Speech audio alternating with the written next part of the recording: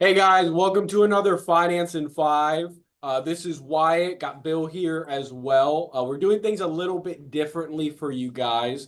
We've heard a lot from clients and people that we've just talked with that they're a little worried and they want to make sure that the younger generations get some of their things in order, whether that be legal documents or anything else. Today, we're going to focus a little bit more on finances and some different ways to make sure you're set up for the future, not just for retirement, but for any big situations that can come up, whether that be a house or other major expenses.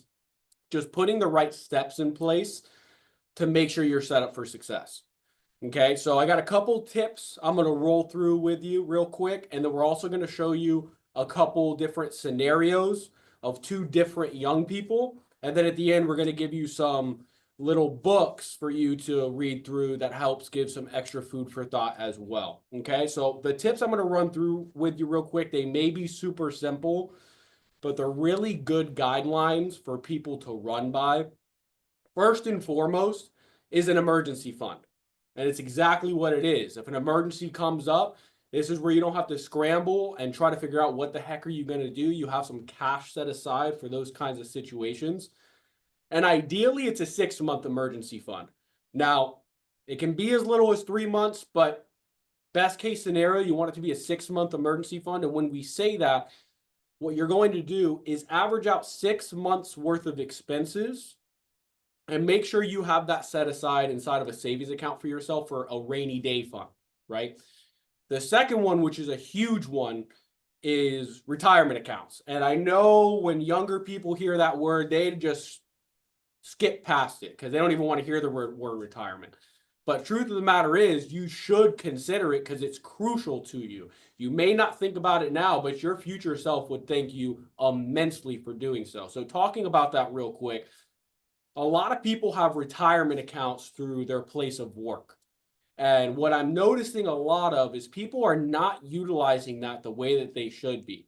My rule of thumb of the littlest or smallest amount possible you should put into that is whatever it takes to get the highest matching you can from your employer. For example, if your employer does 3-4% matching, but you need to put in 6%, 7% per paycheck in order to utilize or get the most out of that matching, that's what you need to do. Side note on that, if your employer has a Roth option available, please make sure to go with that. There's pre-tax, there's Roth, and we can go into a whole spiel as to the benefits of them. But just trust us when we say this, Roth is the option you're going to want to go with. Now, some of you may not have a retirement account through your employer. If that's the case, what you're going to want to do is set up a Roth IRA, whether it's through any major custodian, Charles Schwab, Fidelity, Vanguard, doesn't matter, getting that started for yourself and putting in so much a month. You are able to put in up to $7,000 a month if you're under the age of 50, or sorry, $7,000 a year if you're under the age of 50. So if you need to average that over 12 months or whatever you're able to set aside for that is huge. The last one, I don't want this to be all focused on investments, but the last one is setting up just a standard brokerage account or investment account for yourself.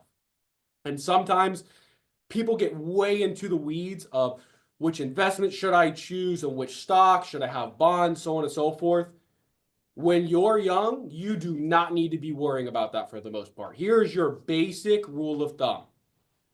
Open up a cheap brokerage account with the S&P 500 index. Almost every single custodian you can go with has that.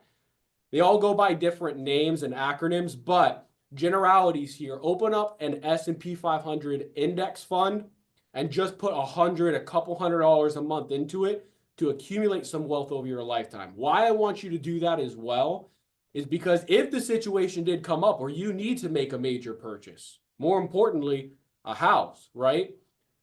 You want to make sure that you can pull that money out without having a penalty. Inside of your retirement account, if you pull out more than $10,000, you're going to face a penalty for a first-time home purchase, right? So having that account separate from that is a huge benefit for you. But what we're going to roll through here with today, really fast, is showing two different scenarios. One person, what we call living large. And this is what we see most people unfortunately doing nowadays is all the money that comes in is going right back out. They're spending it as quick as they get it. The second scenario is what we call living within your means. Now, that doesn't mean you're eating ramen noodles for dinner every night. That doesn't mean you're having to scrape by and never have to do any of the fun things you want to do. But what that means is you're setting aside some of the money you're earning for income for your future self and setting yourself up for success, which is the whole point of this. So I'm going to share my screen here with you to kind of give you an idea. I'm going to first open up the big spender. And in these two scenarios, we have things set up pretty similarly in terms of salary, when they plan on retiring, and so on and so forth. But what I want to focus on here is their accounts.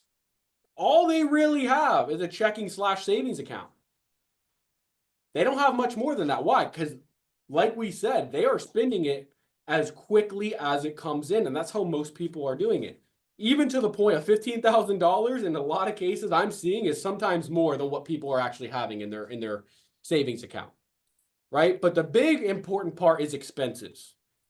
People are sometimes spending way too much on where they're renting like a luxurious apartment, their phone bill, having to get the new phone all the time, cars, having to always have the latest and greatest with that.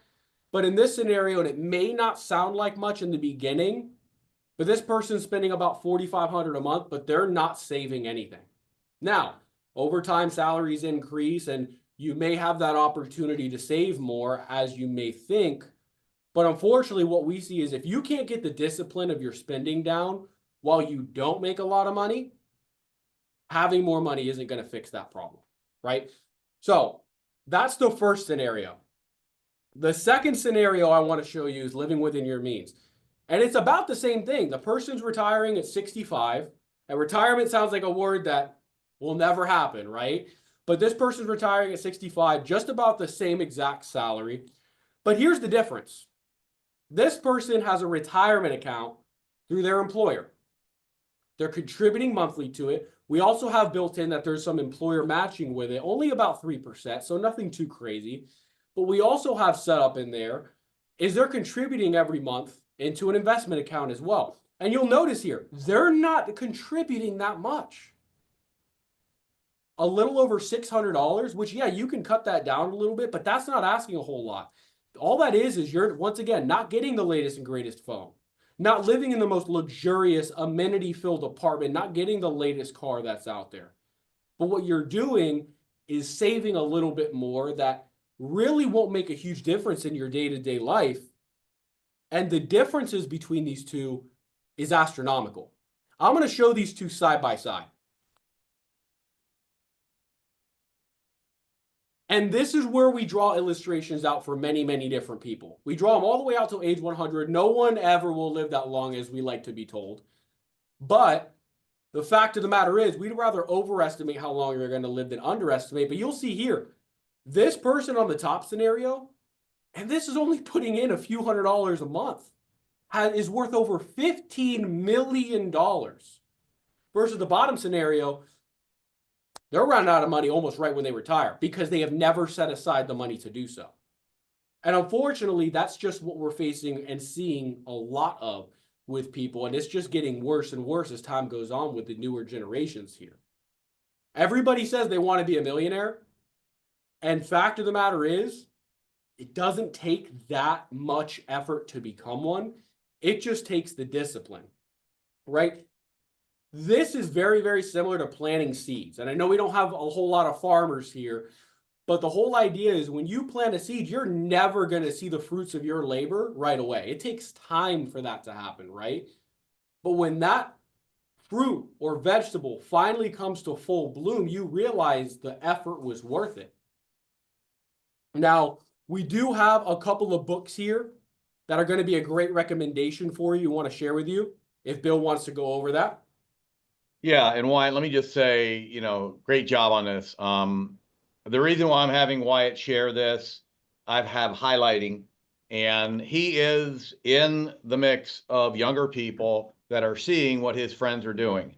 And so obviously he's in the game and he sees it. We see tons of apartment complexes popping up.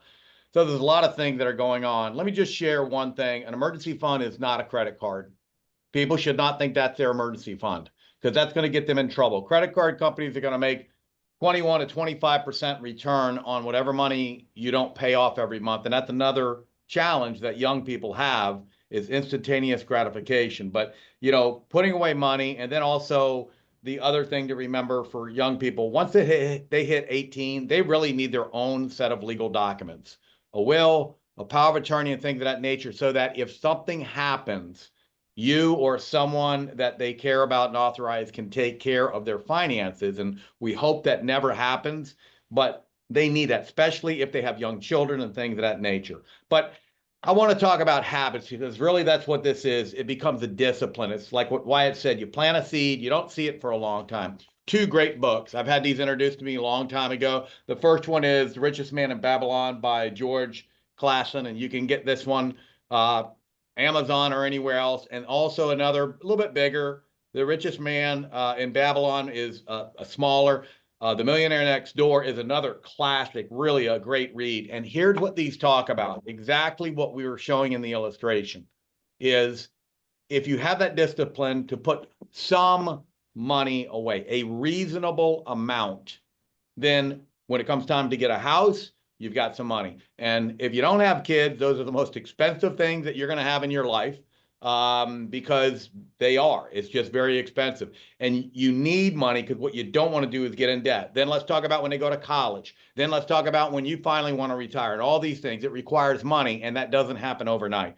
So the sooner that you get this started and you make it a habit, and then add maybe 1% every year to what you're doing, this is the way that simple, ordinary people become millionaires, not by creating some crack wizard program or something else, but just having the discipline to say, all right, I'm going to do what I know I need to do, and I'm going to get the benefits of that, or the fruits of my labor. Thank you for being a part of this Finance in 5. This was just a short little informational one for you. Feel free to share it along. Short and sweet, some helpful tips and tricks. Those two books are really, really good reads for someone to kind of get an idea of that it doesn't take a whole lot of effort to get these things in place. It's really just discipline.